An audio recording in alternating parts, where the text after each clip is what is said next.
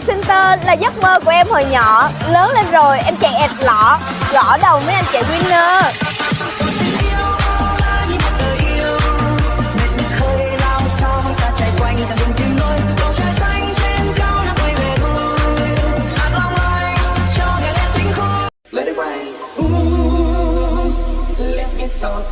Come on.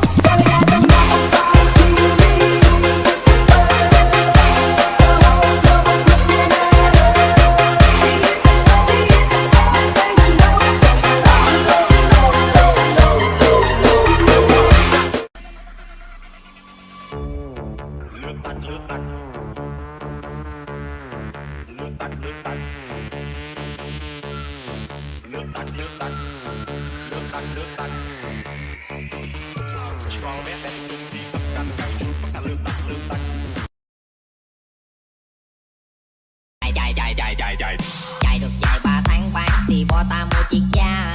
Cuộc đời chạy da dét sao thấy ôi nó thật sung sướng.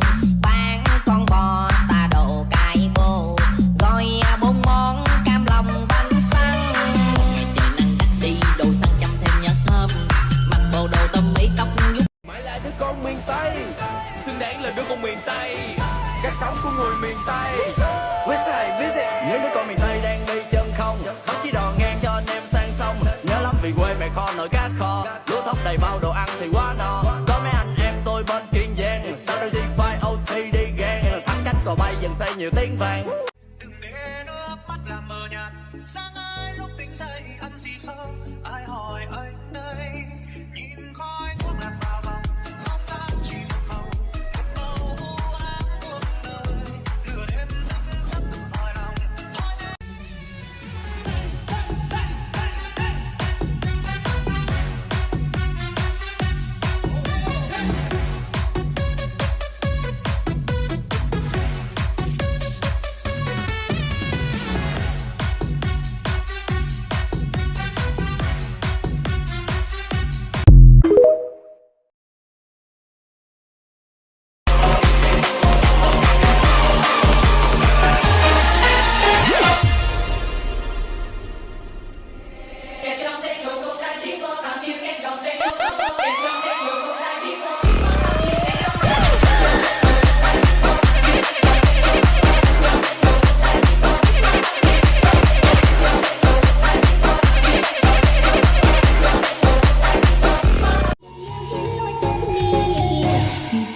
Ôn